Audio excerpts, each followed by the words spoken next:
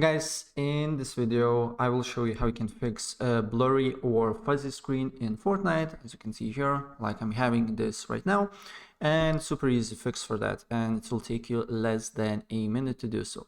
So first of all, press escape and then go to your settings here. And then make sure that you are on the video window here, and then scroll down until you see graphics quality. And here, as you can see here, for me now, 3D resolution is 25. So make sure that anti-aliasing is on TSR, medium, high, or epic, right? And then make sure that temporal super resolution is either on or native or custom, because you want to have it on 100%.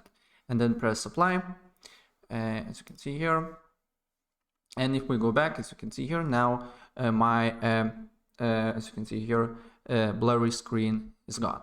Right, so that's pretty much it what I want to show you. And if I help you out, please press like button and subscribe for more. Take care. Bye.